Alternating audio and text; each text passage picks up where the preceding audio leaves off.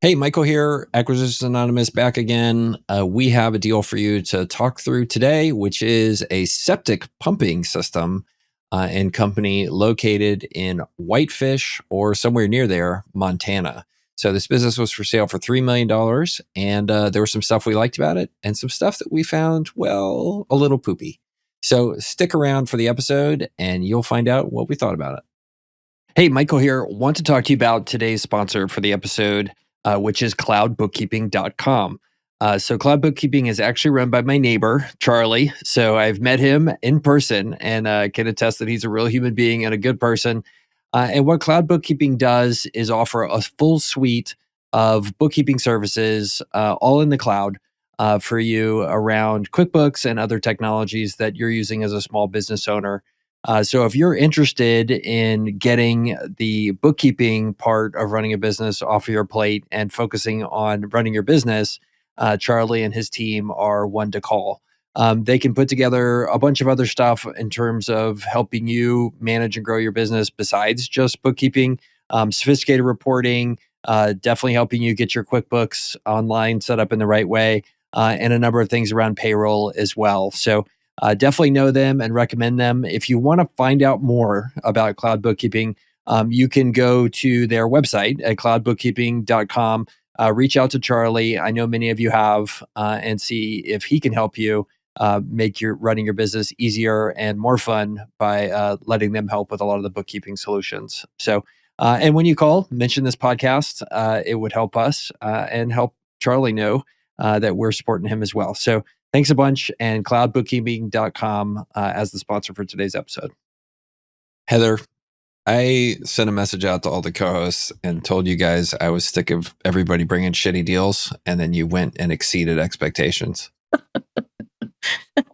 I took it literally, that's kind of how I am. So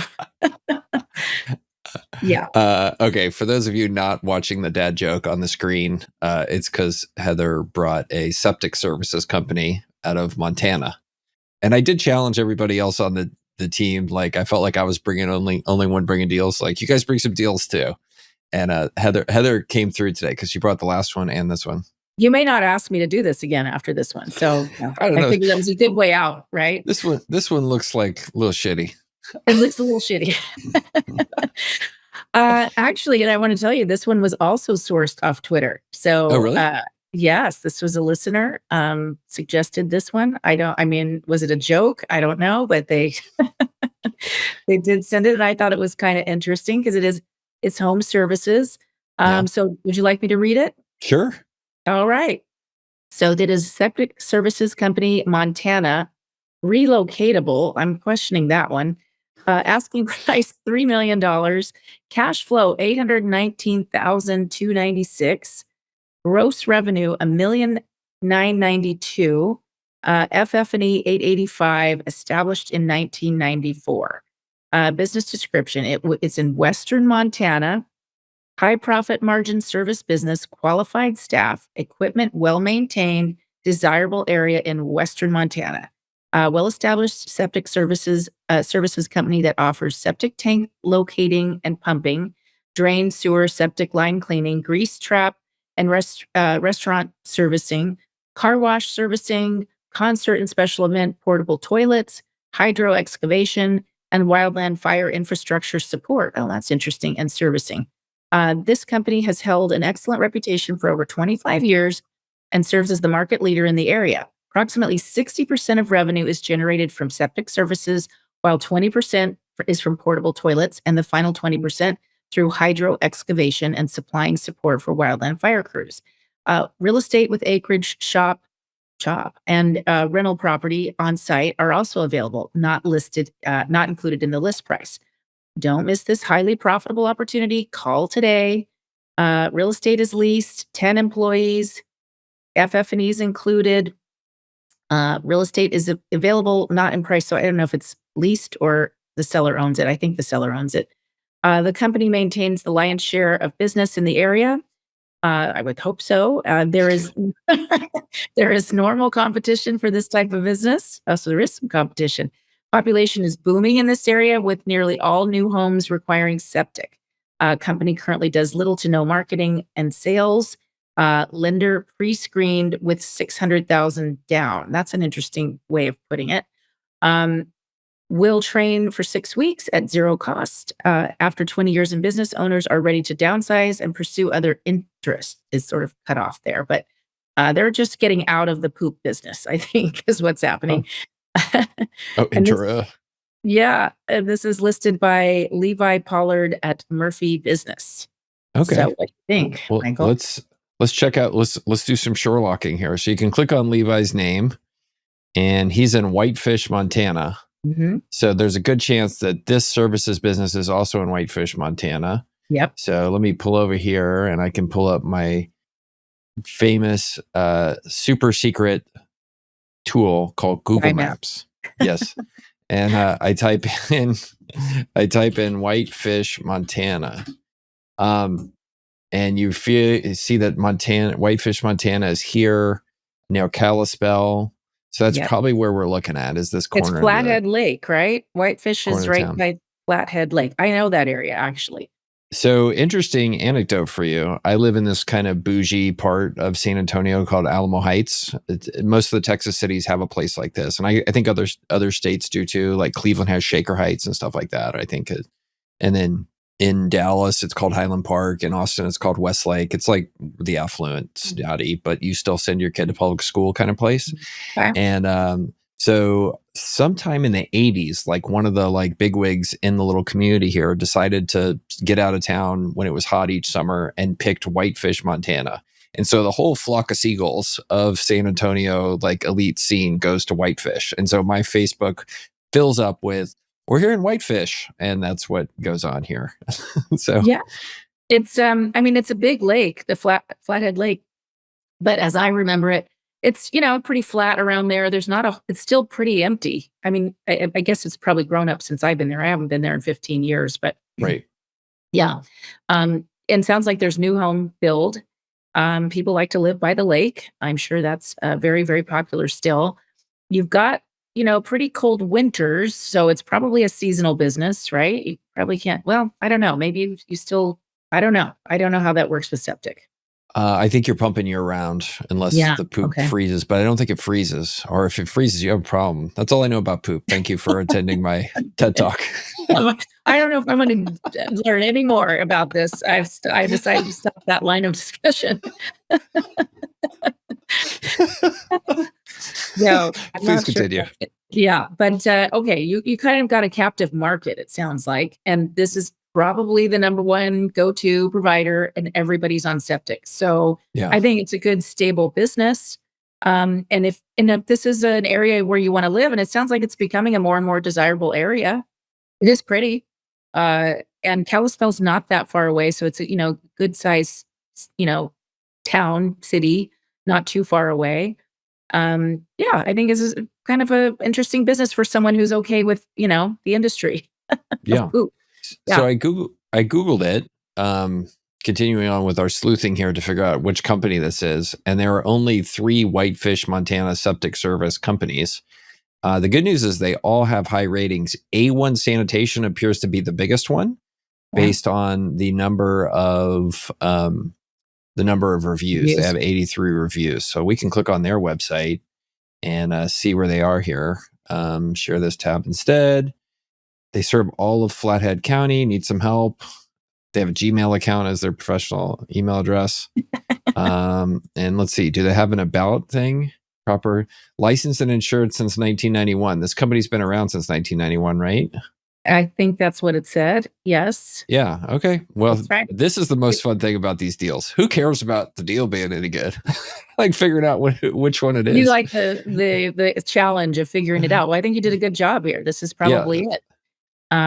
So these guys appear to be the monster in the area of this space. So they're the dominant provider. Yeah. And this looks like all the stuff that CCTV inspections, they do.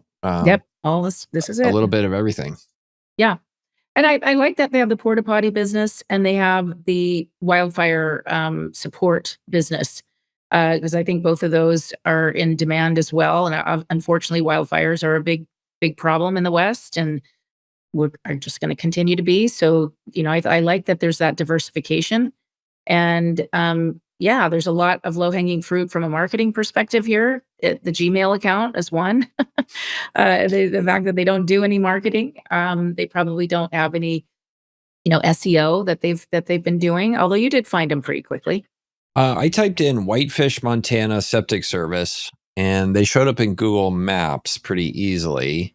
So Okay. that's a good sign. And they have more. Yeah, there's this other group, Peterson and Co. Pumping, which appears to be number 2.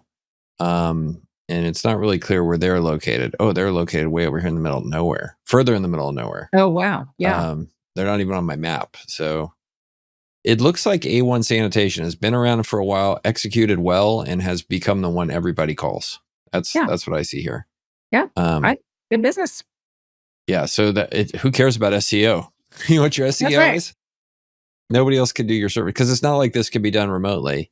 No. Um, Although they said it was relocatable, which was really strange in the listing. yeah, that just feels like broker clicking the wrong button to me. Yeah. Yeah. Didn't make sense.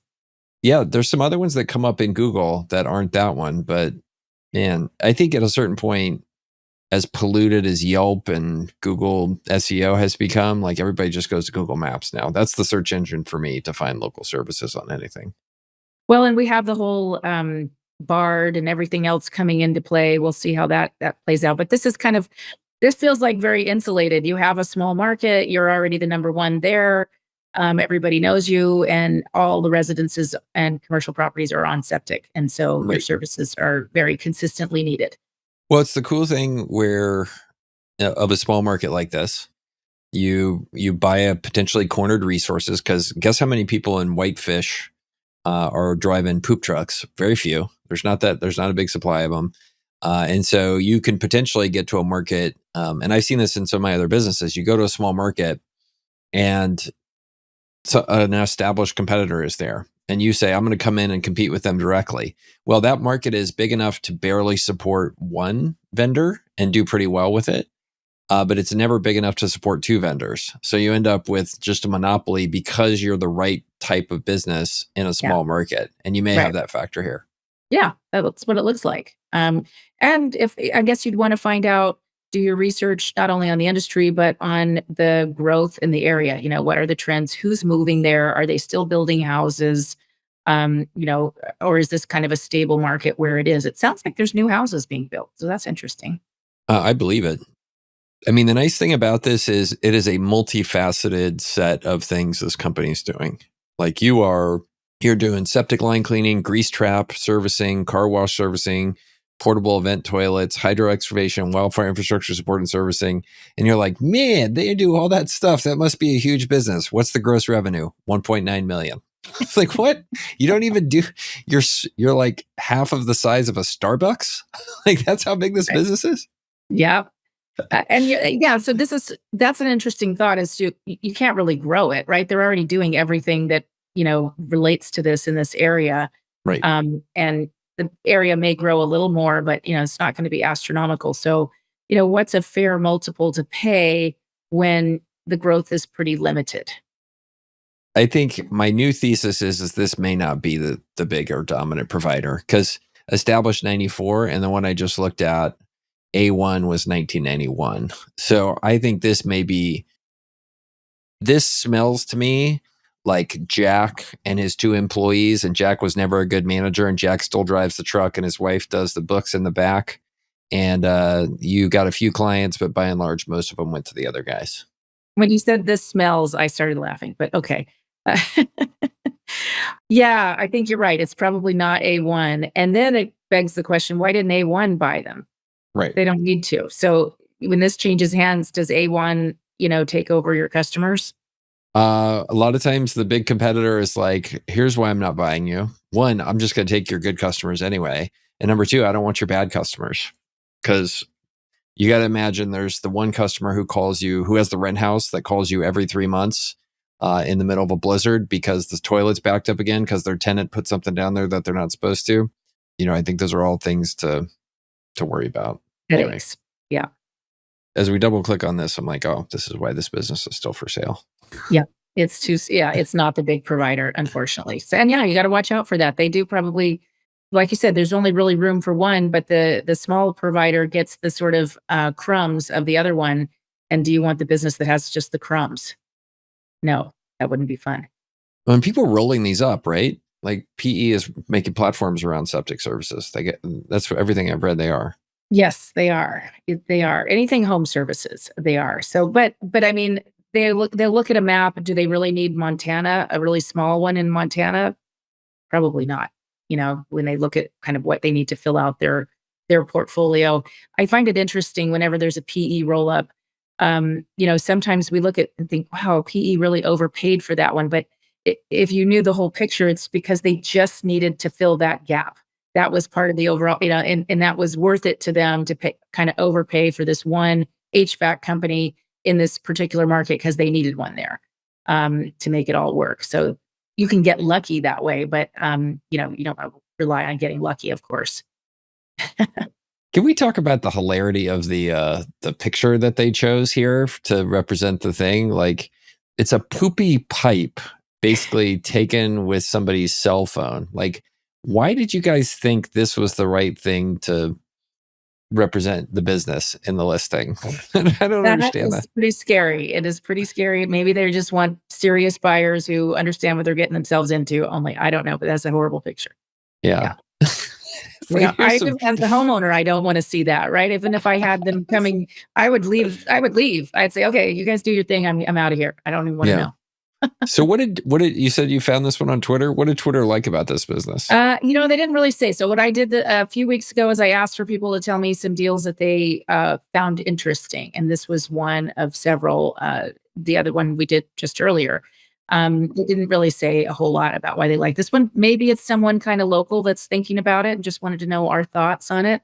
Or sometimes I think they just pick stuff that is in an industry they're thinking about and they want to hear our thoughts on the industry. I think this is a good industry in the right areas. This may just not be the right company that you want to buy. I have heard on good accord that people will still keep pooping in the future. Yes. I probably shouldn't bring it up, but it's been on Twitter a couple times. There's people who get paid for their poop, for like their gut biome. Like, oh yeah. Yeah. So we've been making jokes about that too. So there's a lot of business around poop. Look, as a now student of the gut, because my son has had tons of GI issues over the past few years, and it's been really tough on the fam. I see where people will try stuff like that and replace their biome. And I've seen it happen with me as well. Like, stuff changes entirely based on the supplements I'll eat and take, and how that can affect, consistency of number two, all that kind of stuff. Like, yeah. So, but yeah, if you're one of the, the chosen few who have the premier biome. Yeah. So there is a thesis there that your gut biome is like one of the biggest determining factors to your obesity rate. Like the bacteria will tell you to eat more or eat less, and really that kind of thing. Yeah, I don't know. I did not know that. There's a bunch of pseudoscience and all that. Yeah, stuff. we don't know. I know people say a lot of things about what we should eat and what's going on with obesity. I don't know. I think it's fast food. Eat real food, mostly plants, not too much. Like that's right. Michael Pollan had it right. Like the problem is with most things that, like, says easy, does hard. That's what that is for sure. And our society has made it harder, is what I think. That's what I mean by fast food. It's just in your face everywhere.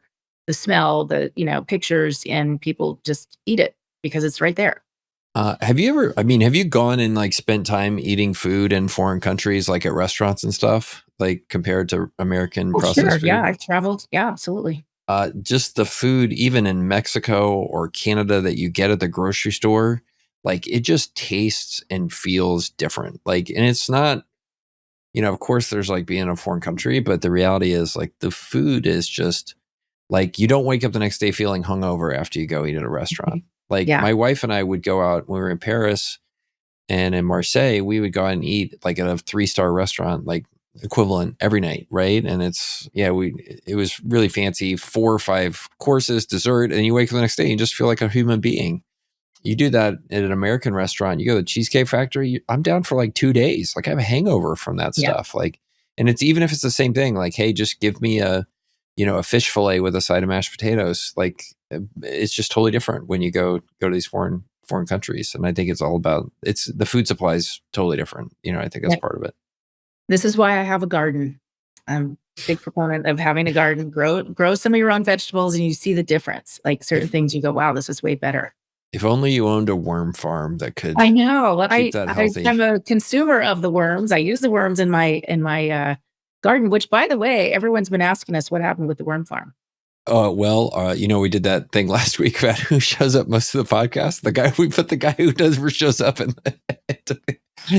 charge of it, and that's it. That So was it. I did get some messages about the worm farm, and what it turned out, the reason they're selling at the top and the reason it was so big time and so profitable was because of the cannabis industry. It was a byproduct of the cannabis boom that everybody was buying worms to feed the soil for their cannabis stuff. And I think that's what happened. And now cannabis has crested and is dying horribly. Right. And, that's what you see. So, fascinating. All right. Well, see the worms in the garden, that was wholesome. Now, the worms for the cannabis seed, that was a bubble. not so much. Not so good. Well, back to the poop. I wouldn't buy this one. Yeah.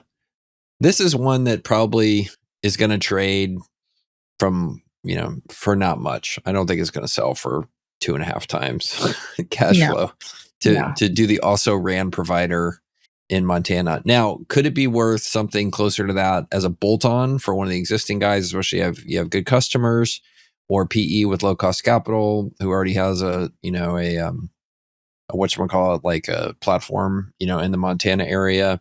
Definitely. Here's the other thing about Montana. I think last I saw, the state has like 450,000 people in it. Like, it's just not that creates opportunities for people, but it also creates disopportunities, which is, PE isn't listing Montana in their top 10 markets to go after. They want to go after Houston and San Antonio and stuff like that. So yeah, absolutely. 10 employees. They have 10 employees here to do 1.9 million in revenue. That's actually pretty good. I mean, 200,000 per person. But like, sick profitability level. This is a testament to what some of these businesses can look like. These people are making 800,000 a year on 2 million in revenue. And so that means they have 10 employees. That means their average comp per employee all in, let's see, would have to be, well, let's say they run at 50% SG&A. Like, that means they're paying those people like 50 to 60,000 a year. Mm-hmm. Man, that seems tough in Whitefish. Yeah. Right. They're probably not living in Whitefish. They're probably coming in from somewhere else. Kalispell or wherever. Yeah. It's cold up there. That's basically Canada. Yeah. Kind of. Super good. Okay. They have real estate too.